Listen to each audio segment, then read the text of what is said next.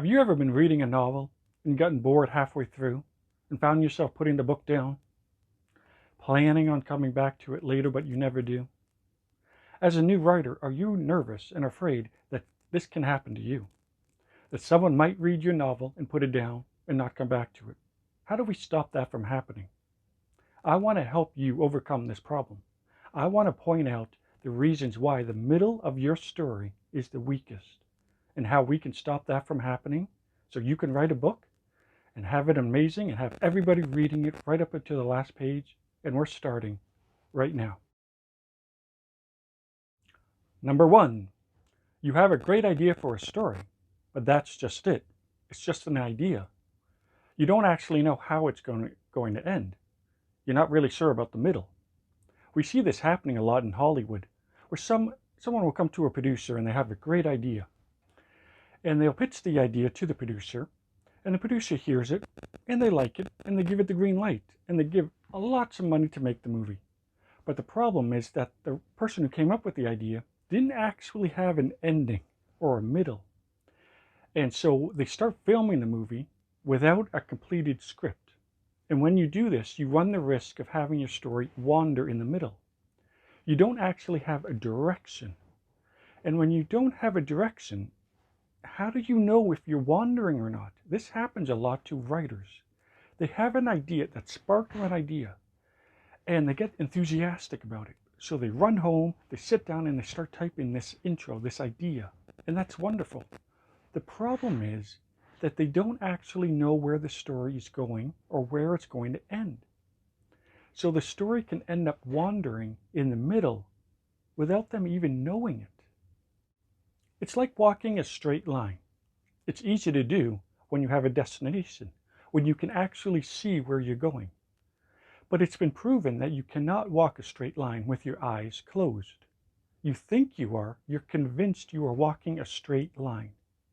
But when you do open your eyes, you realize that you completely wandered to the left or to the right. This is what it's like when writing a novel, when you don't have the ending. You can start to wander in the middle without realizing it.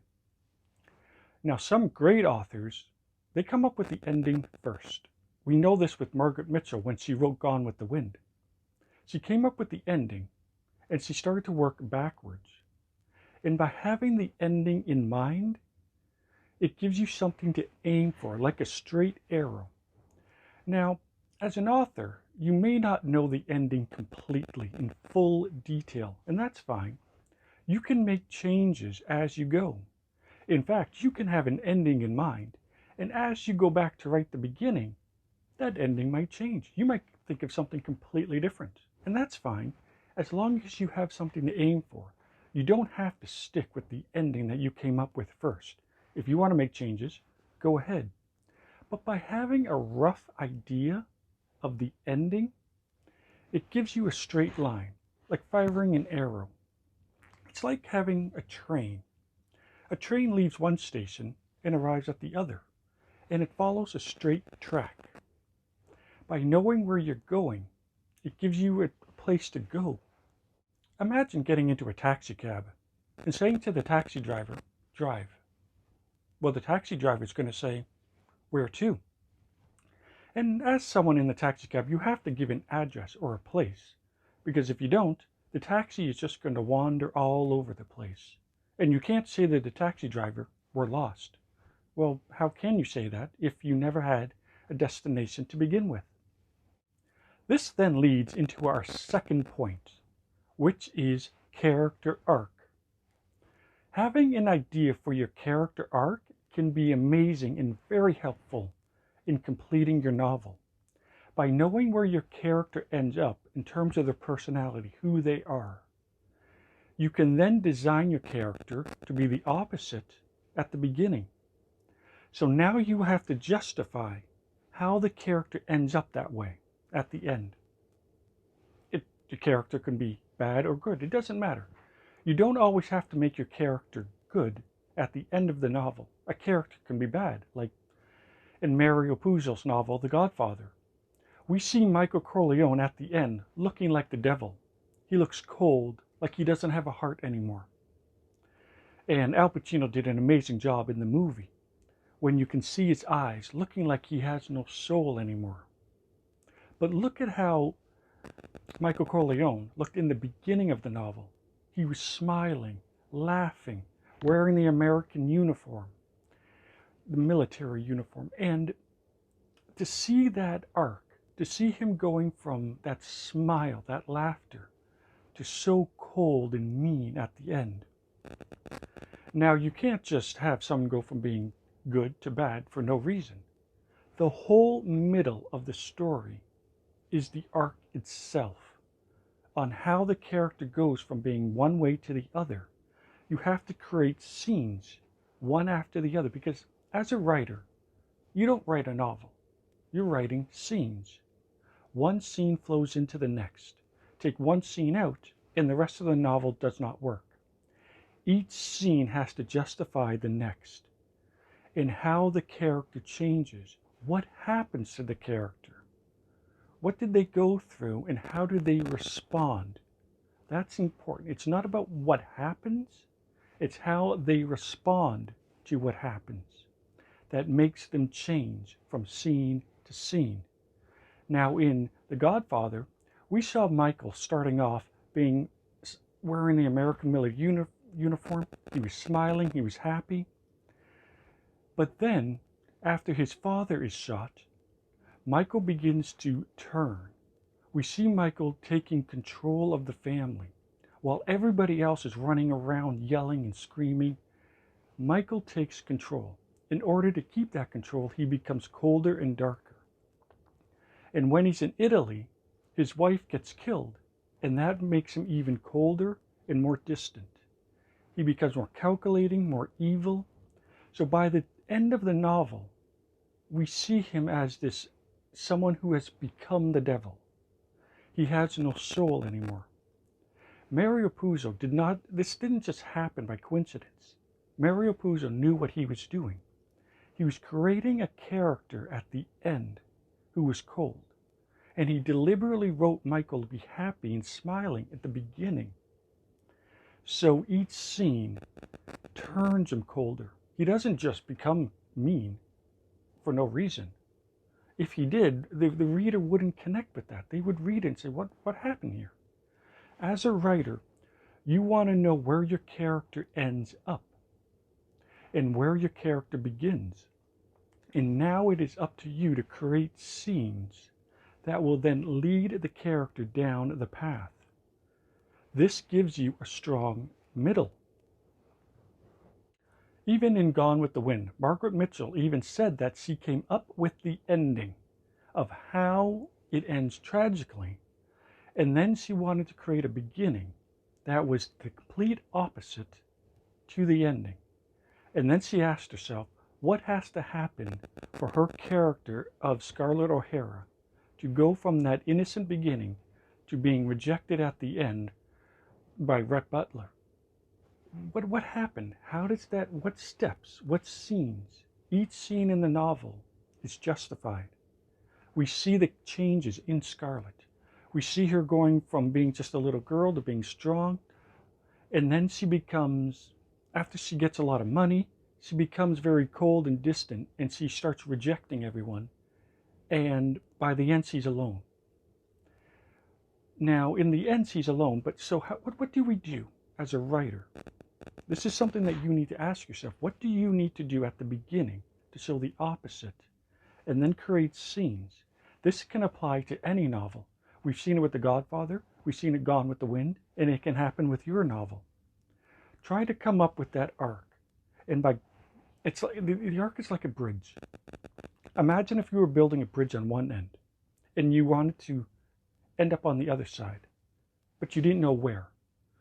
That bridge can end up wandering left or right, and that's not how you build a bridge. If you ever look at how a bridge is actually built, it's built on one end, and it's built on the other end, and they meet in the middle. They know where they're going, they know what they're doing. As a writer, but if you come up with the ending, now keep in mind that when you do come up with the ending, it may not be exactly. You might end up making a lot of changes as you're writing to the ending, and that's fine. Changes always happen. but you want to have a rough idea of the ending.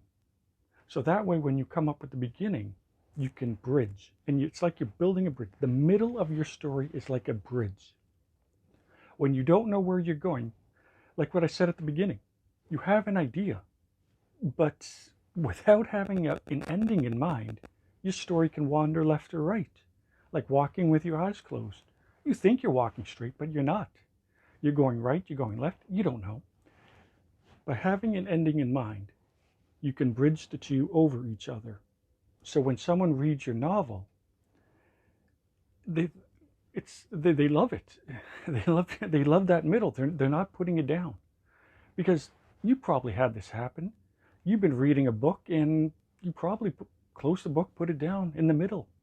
You probably have a stack of books with bookmarks in the middle, where you plan on getting back to it, but you don't. Even as something as complex as The Lord of the Rings, we're talking about 3 books here. Each book is what, 500-600 pages each? Now it is really easy to get lost in the middle of each book and the middle of the 2 towers. You can have the story wander all over the place. Now when Tolkien wrote Lord of the Rings, The Fellowship of the Rings, did he have the exact wording of the last page? Maybe, maybe not. But he had a rough idea of how he wanted the story to end. And by having the ending of the last book in mind, he could now create a story from the beginning and work its way to the end. And he never lost track. When you read Lord of the Rings, when you read all 3 books, you don't find yourself wondering, where is this story going? It feels like it is staying on track from beginning to end, all 3 books. So even you as a writer, you can create a book, one book, which is 100 pages, or a book that's 1,000, or you can be like Tolkien and create 3 books. As long as you have that ending in mind, you can create the opposite at the beginning and then bridge the 2 of them together. Now, another important part is about speed of the novel, but I want to get into that later, so stay tuned to the end of this video, and I want to talk to you about something very important about the speed of the novel. And while you're here, while you're listening, if you like what you hear, be sure to subscribe to my channel and click the like button. It helps me out and it helps you a lot, because I have a ton of videos and so much that I want to give you. I want to help you become the greatest writer you can be. And be sure to watch all my videos, because I want to help you get published. I want to see your book in the bookstores as soon as possible. And if there's anything I can do that can help you, I want that to happen. I want to see your dream become a reality. Now we're going to talk about the 4th point of why the middle of your story is the weakest. Chances are it's your protagonist. Your protagonist is probably your weakest character. Why? Because as a new writer, your protagonist is you. You end up putting yourself into your novel. You may not even realize you're doing this, but the vast majority of new writers put themselves into their novel. And the problem is that the protagonist doesn't really do anything. They stay back. They're very passive. You need an active protagonist, not a weak one. But in real life, you're not going to put yourself into danger. You're not going to go out there and do something that's going to put you into harm. That's normal. So what ends up happening is your lead character, who is you, doesn't do anything bad. They don't do anything scary. They end up letting everybody else do all of the scary hard work. And then that information gets brought to the protagonist, in which the protagonist reacts to. The problem is this doesn't make for an interesting story. We don't want to read about someone who just sits back and lets everybody else do the work. We want to read about someone who is willing to follow the bad guy, go into a house that says do not enter. This is why novels like Nancy Drew are successful. Because Nancy Drew is the one who will go into the house that says do not enter. Same thing with the Hardy Boys. They will follow the bad guy. They will be the one to put themselves into danger, to capture the bad guy, to stop the antagonist. And this is what we want as from readers. We want to read about the protagonist who puts themselves into danger. What we don't want is to read about someone who just sits back and does nothing. Chances are the co-stars, the minor characters, they're more interesting than the protagonist. As a writer, you want to put your protagonist in the greatest amount of danger. They have the most amount to lose. They are the ones who are putting it all on the line. The thing that they care about most is what's at stake. As a writer, you want to know, what does my character, what does the protagonist care about most? That is what's at stake here. And you want to make sure that the protagonist is always the one taking the lead. They're the ones leading the charge. The more danger you put your protagonist into, the more we're going to want to turn the page, because that's what reading's all about. It's about getting the reader to turn the page. Doesn't matter what you write about. It's about making sure that the reader turns the page. And you do that by making sure that your protagonist is the one who is putting it all on the line. They are the ones who are putting themselves into danger. And that is why, as a writer, you have to make sure not to put yourself into your novel, because you're not going to do something scary or bad. You're going to play it safe like you would in real life, because that's normal. But that doesn't sell. You want to make sure that the protagonist is the one out there. They're the ones doing the dangerous stuff, the things that you would never do. You want to make, and that's what's going to make the reader want to turn the page. This now leads to the fifth point. The fifth point is, what does your protagonist care about? What are they after? Are they just wandering through your story? What is their want? What is their need? What are they missing in their life that they have to go on this journey to find? The more you know about your protagonist and what they want and what their need is, the more it's going to make a huge difference in your novel, because you want your character to be lacking something that they need to find. But there is a difference between want and need. Want is what the character starts off. They believe they want something that's going to make their life better. But in fact, it is their need. Their need is something more emotional, something deeper. The reader can sense it, and the reader wants that protagonist to find that need. The protagonist is focused on their want in the beginning. But as the story progresses, they realize that their need is more important. And at the end of the novel, they have that choice between want and need. But they go with their need because they realize that is what's missing. They may start off with wanting money or fame, but then they realize that their need is family and love. That's deeper. And as they progress through the story, they keep chasing after their want. But when they get to the end, they realize that their need is more important. And that is when they have the option between the two. But they choose their need. And they're able to go back to living their life better. And you want to have your character face trials and problems along the way, in which they have to solve these problems. And that is what they learn from. And by learning from each problem, that is when they become aware of their need and why it's more important than their want. By understanding your character's want and need, it helps you bridge that middle. Because now you know what your character has to face, what problems, what trials they have to face in the middle, in each scene, that they can now overcome those problems And they might succeed or they might fail during those problems, but they learn from them. And what they learn from each problem together, that is when they realize what's most important. And that is when they choose their need over their want. As a writer, you want to ask yourself, what is my character's need? What is their want? By understanding those two, it can help you bridge the middle, making the middle of your story strong, making the reader want to read on.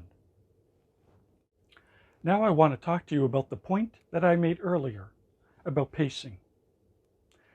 Your story will start off in the beginning at its slowest point.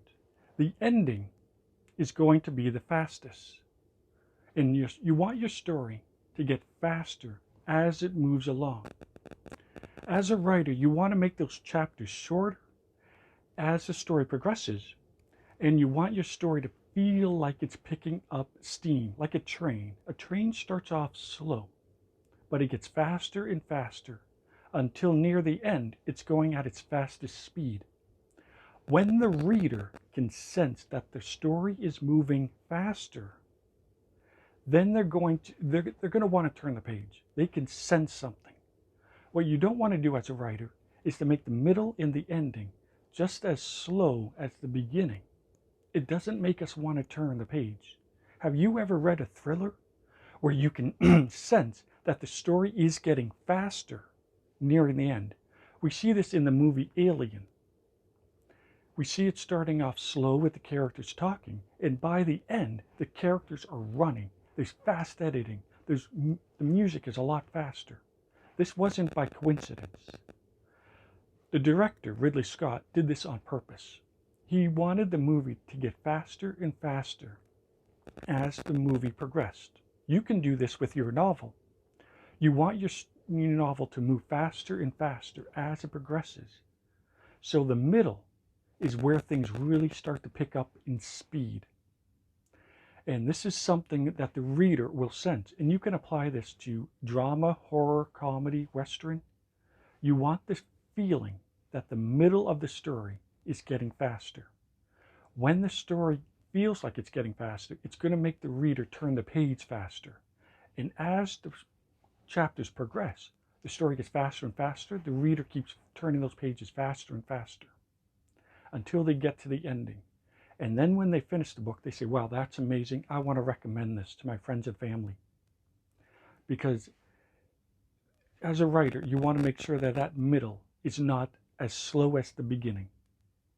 You want to be able to step back from your book and say, okay, how is the pacing overall? Is it really fast in the beginning and slow at the end? Or does it start off slow, getting faster and faster until the end? You're able to see the bigger picture of your own novel.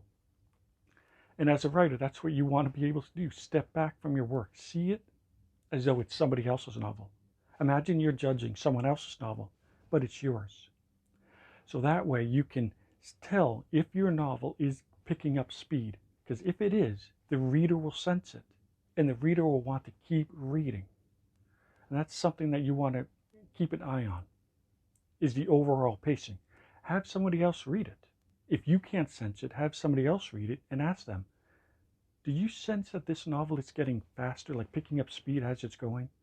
Or is it just as slow in the middle as it was at the beginning? If that's what they say, then you want to work on making it faster. What's also important is that you always stay on, make sure you stay with one genre. You don't want to be switching genres from the beginning to the end. Whatever you start off with at the beginning, make sure that's what it is at the end. In fact, I have another video on that very topic itself that I want to go more into depth with. So be sure to click this video right here, and I want you to watch that video as soon as possible, because I want to make you the best writer you can be. I want to see your novel in the bookstores as fast as possible. And I'm going to leave a link to my website where I have an absolute ton of blogs that can help you become the greatest writer you can be.